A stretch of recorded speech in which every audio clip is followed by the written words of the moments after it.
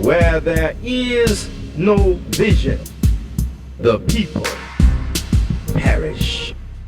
Now let's listen. That's the reason why David came to this place. David was sent as a boy. He was the lunch wagon. He was sent to bring lunch to his brothers, and they said to David, what did you come down here to see? Don't come down here starting no trouble. You're always opening up your mouth about stuff. Get the lunch out, give it to us, and go on back home. But David couldn't see any difference between the situation like this and a situation like that. His brothers are soldiers. They're on the front line. But David is out in the field, and he looks, and he sees the wolves walking, working the herd. David has a rod, and he has a staff. That's why he says in the 23rd Psalm, thy rod and thy staff, they comfort me. David was picturing himself as a sheep because he know what he did with the rod and the staff. They said the shepherd was so good with the rod and the staff that he would take the rod and he would haul it out like that and get just level with the sheep's head, and then he would throw that thing and it would be spinning and it popped the wolf in the head. Drive off the leader, and the pack would follow. David was a powerful warrior in the woods, out in the country. And here comes, even as a boy, David knew. David said, okay, he didn't want to pressure his king. He loved his king. You know he loved him. So David said, tell you what I'll do. Watch this closely now. Now, you know when a teenage boy says, I'll go fight him, you know what you say, that's nice, son. Or, that's nice, just take the lunch and go on back home. You know what the king did? The king said, okay.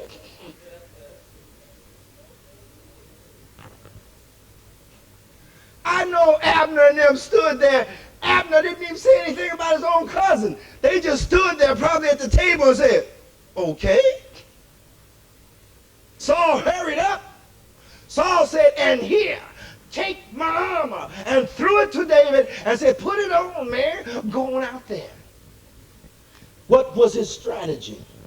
He was a coward, and he figured that if he couldn't get his men to fight over Goliath, he'd send the teenage boy out there and get the teenage boy beaten and smashed up into pieces, and the armies would get mad, and then they would fight. He tried to sacrifice David, and he gave him the armor. But David told him, look, I can't use this stuff. And obviously not doing you any good either. So David took what armor he had on. Now listen to me now. Because David came into the battle with armor on. David had on the full armor of God. What does Paul say? Put on the whole armor of God. David walked into the battle with his armor on. David, number one, write this down. David was wearing full armor. The first thing David had on, he was spiritual. When you go into the battle, you can't go into a battle trying to fight a battle carnally. When you're fighting a battle, you have to understand that it is God who is fighting the battle, and you just show it up. And so the Roman writer says, be dearly beloved, avenge not yourselves, but rather give place unto wrath, for it is written, vengeance is mine, I will repay, saith the Lord. David went in with the right understanding. He wasn't carnal, he went in spiritual. To fight against evil, church, you got to be spiritual. God is spirit, and they that worship him must worship him in spirit and in truth. And in John chapter 14 and verse 17, even the spirit of truth, whom the world cannot receive, neither do they know him, but you know him, David, because he's inside of you. David had on the armor with the spirit. He went to step in with the spirit. Goliath didn't understand the spirit. Second thing David had, well, he was genuine. Genuine. You know, some of these um, some of these suits out here, they'll say Gucci and Cardine, and they say all these designer names. But if you look close, it doesn't say Gucci, it say Gucci. Read it again. It doesn't say what you thought it said. It kind of says it. You see, a lot of these things are not real. David was real. David was genuine. David was not putting on a show when he fought with the bear. David was genuine. He was seriously dealing with the enemy. The bear was the enemy. He was genuine. You coming here after the sheep, I'm going to deal with you. He was genuine. He dealt with the wolves. You want to come in here and pick these sheep off? David didn't waste time with the entire pack. He took the leader out. He was genuine. Anybody knows the leader of the pack is the most fierce of all the animals. David took it straight to him. He was genuine. The lion, I don't care what people say about lions, and that's another thing we need to understand. Don't be concerned about what's around you. Don't be concerned about that, because just so what if he's a lion? I'm David. That tells you that David was so genuine, he valued himself just as much as the lion valued himself. He valued himself just as much as the wolves valued themselves. He valued himself just as much as the wolves and the bears valued themselves. Never let something make you shrink because it seems bigger than you are. Rise to meet the challenge. I forgot to tell you the title of the sermon, didn't I? I got carried away. Write it down. See the vision of the victory. I didn't realize I hadn't told you the title until I got to the point where the title was supposed to be mentioned. But listen, in order to fight a bear, you got to already see that you won. Y'all listening? In order to drive off wolves, you got to be past the pack. You got to see them running. In order to defeat the lion, you got to roar with the courage that the lion roared with, and you got to see the lion on the run. See, the lion that came against David had no idea that he was the head of the Lion of Judah. He was a lion too. And that didn't get some of y'all, did it?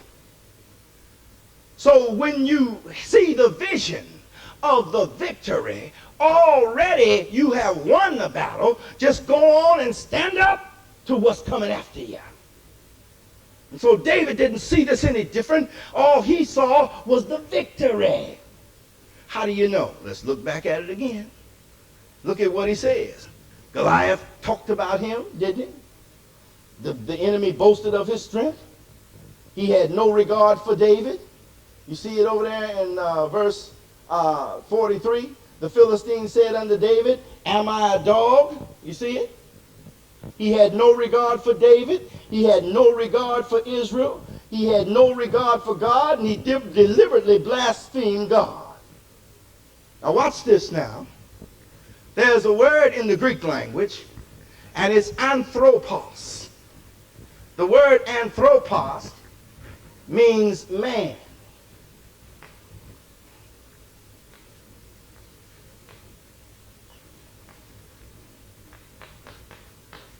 You would spell it A-N-T-H-R-O-P-O-S, and you can see where we get the word anthro what? Which means the study of man. Goliath was in the race of man. He was ha-anthropos. He was the man. But the David, the warrior, he was theos. What is theos? It's God, right? David was the theos aner. Now what is aner? It is a spiritual man.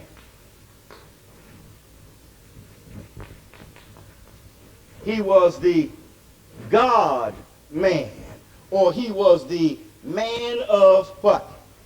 He was the man of God. Jesus Christ was Theos Ener. He was not just in the human race. He was human and divine.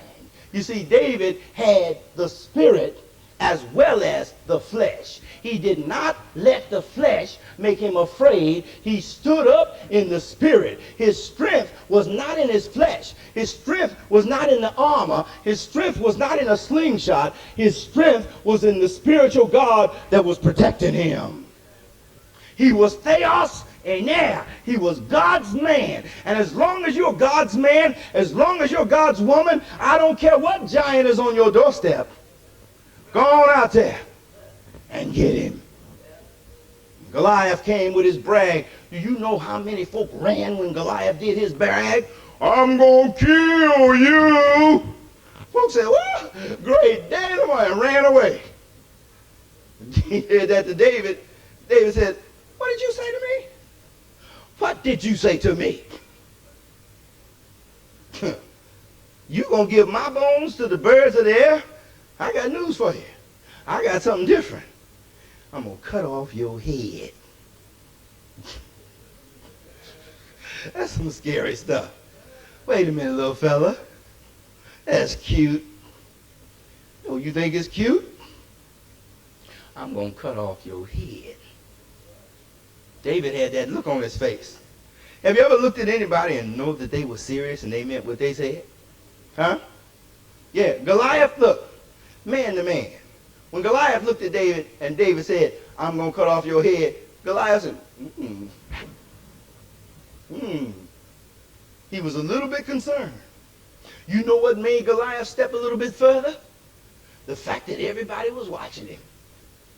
You know, when people are watching you, you do some foolish stuff. Say amen. Have you ever heard a woman tell a man, go ahead, be a man, stand up? And a guy run over there, look here, you better get on back here. I'm going to hit you. Woman got him into that. And a guy drag him all across the street, punch him in the nose, eye, all black hair, all in patches and stuff, clothes all raggedy. And she said, you stood up to him. Yeah, but he don't look too good, does he? Folk were watching you. Folk will put you into some stuff. Teenagers, y'all listening to me? You heard what he called you? Don't buy that stuff. No. Dr. Roach will tell you, if they said, you heard what they call you? I said, that don't affect me in the least. Let's go. My rule was, he didn't touch me. Don't touch me. If you touch me, it's on. Okay? But we can take a few insults now. Everything somebody says to you, you don't have to fight at the drop of a hat. Everything somebody says to you, you don't have to argue with them about it. Every time somebody says something to you, you don't have to get them back. Sometimes we feel like we have to be man, but what man are you? Are you Anthropos, or are you Theos Ener? Are you God's man, or are you the world's man? Are you the race of Adam? David knew what he was going to do. Goliath made accusations. David drew it in the sand. He said, I'm going to take you out. David saw the vision of the victory. He already saw Goliath with no head. Probably got a little smirk on his face, and that did it. That did it. Goliath came after him. Look at what the Bible says.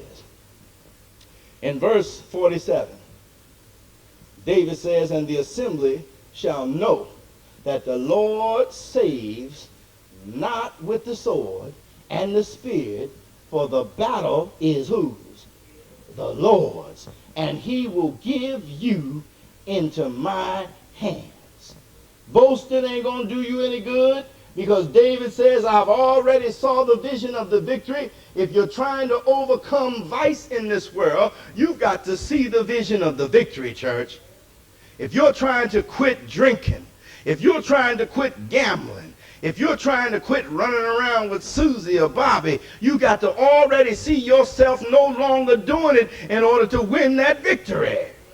You can't say, oh man, this is hard, I'll never get out of this thing. No, you have to look into your heart and know that God is with you. And even though you got darkness all around you, even though you have a problem in your life, even though it looks like a giant to you, God is with you, and you can overcome that thing if you see the vision of the victory you've already won. Some folks say, I just can't see myself not smoking a cigar. Well, just see yourself not smoking it, and you won't be smoking it. Some folks say, I've been cussing all my life. Can't help it. That's what they say. I've been cussing all my life. Can't help myself. I'm going to die cussing. I'm going to just ask God when I get there. No, you not. You need to see the vision of the victory and stop saying the stuff you saying. I can't do it anymore because my secretary told me that some of our people are starting to go, you got to stop using things like that. What is it about man that somebody can put you on the stove and boil you to a certain point, and then you just cussing? It just turns you up. Just can make you mad. Watch me make them mad. Just turn you on up. Just make you mad. What kind of stuff is that? That somebody, a stranger can come from nowhere and just come up to you and say, watch this. And you, and make you mad.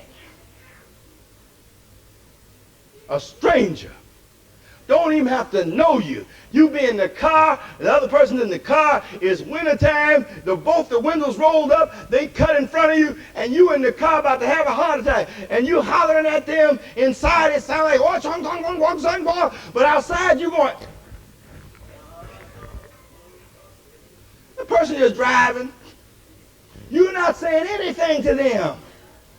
Your blood pressure rising. And then all of a sudden you go to the cell phone and press the 9 real hard. 911. I'm thinking, what happened? This car came from outside? Got you upset? Made you do that? Yeah. He ain't all there, is he? That person ain't too smart. Husbands and wives, you know sometimes you press the wrong button. Somebody say something. Well, your uncle come over here and ate up all the food. You always want to talk about my family. That don't bother me. Well, your sister, she need to leave that guy alone. You know he got 5 other girlfriends. Well, you just don't talk about my sister. And your mama, all right? All right. Your voice gets loud. All right. Don't talk about my mama. Don't say nothing about my mama. And the person said, I was just going to say that your mama socking is on in there. Don't you talk about mama. What is it that a person can turn you up just like that? All right, well, write this down. Satan counts on. He counts on human weakness. He counts on human weakness. Now, I'm skipping to the last page now. But write it down. He counts on. He depends on. Goliath has probably depended on a lot of his. You know what? Satan counts on, a better way to say it is, Satan counts on an easy victory. Goliath saw David, and he saw in his mind an easy victory. This is going to be easy. I'm going to smash him with one blow. This is going to be easy. Satan is the same way. He counts on human behavior. He looks to see a Christian, and he said, this is going to be easy. I'm going to get Sister So-and-so to say something she shouldn't say and turn her right up. Just working the dials. Did I ever tell you about the devil's greatest tool? It's good, worth telling again. They said the devil was going out of business after Jesus died on the cross. He was so upset he didn't know what to do. Because you got to understand that if you thought you were killing somebody, and that was the plan for you to kill them, you feel kind of foolish. Some of y'all don't know what I'm talking about. Let me say it again. You see, all through time, Satan had been killing all of God's people. Satan saw Adam and Eve and said, this is going to be easy. And he just said, instead of piece of cake, he said, piece of fruit. A piece of fruit faked him out. Got to Cain, this is going to be easy. All God said was, take that back. Cain got angry and committed the first murder. This is easy. Noah got on the boat, did everything God said. Noah got thirsty after they got off the boat, saw those grapes. Satan said, this is going to be easy. Came straight on in there. The boy walked in, saw his father naked. Satan said, this is going to be easy. He started working it because he counts on human beings to make it easy for him. And all through time, he started, and even the ones that stood up, if you stand up, it's still going to be easy. When Daniel stood up, Satan said, it's going to be easy. Into the lions, he's going to stand up. He's going to pray anyway. It's going to be easy. Into the lion's den he went. He said, 3 Hebrew boys, we're not going to bow down. That's okay. It's going to be easy. When they don't bow down, they're going to go straight in the fire. This is going to work like a charm. And even though the fire didn't get the Hebrew boys, death got them. Even though the lions didn't get David, death got him. Even though Noah escaped the flood, death got him. So Satan's on the road. He's got Isaiah, and Manasseh put Isaiah in a log. How callous can you be? Put the prophet in a log as if the prophet was safe, and had him saw through the log and watch the blood just come all out of the log. This is easy, the devil said.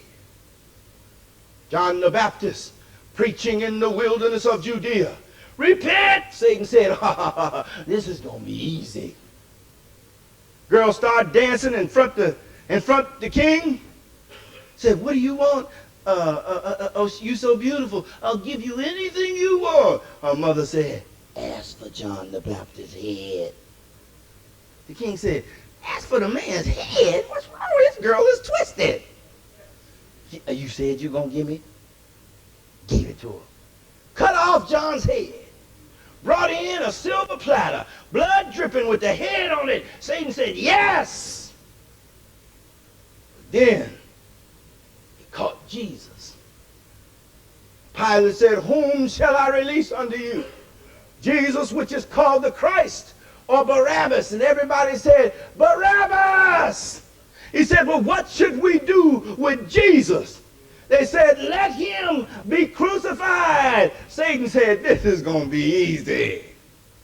He tortured Jesus. He smocked him. He spit in his face. Crowns, thorns pressed all down into his brow. Blood dripping into his eyes. Clouded up his vision. He couldn't see. And when he couldn't see, they smacked him and they said, who is prophesying? Prophesy who hit you.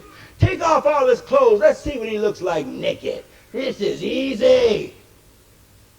Satan starts singing, another one bites the dust, and another one, yeah, and another. Oh, this is easy.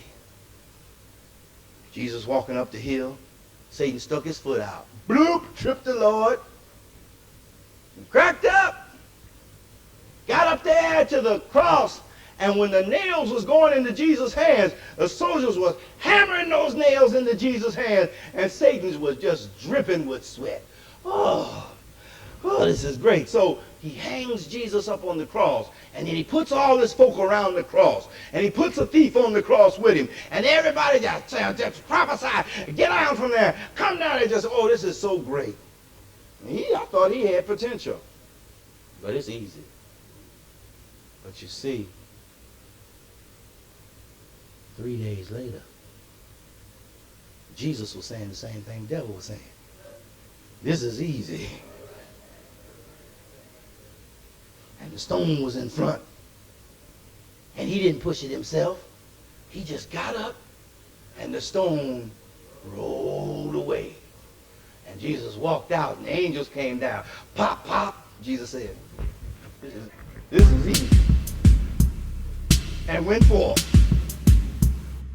Well, if you want to know the rest, you're going to have to come back next time. Hi, I'm Evangelist Richard E. Barnes, Sin Killer from the Church of Christ at 1101 Miami and McGuffey Road, and you've been listening to The Ride Home. If you'd like to visit our services, 9:30 a.m. Bible class, 11 a.m. worship, 6 p.m. worship, and 7:30 to 8:30 on Wednesday night, our general Bible class. We'd love to see you there. 1330, 1500 is the place you ought to be. It's where the truth will make you free. Lock it in on your radio dial and ride home with God for a little while. And remember, where there is no vision, the people perish.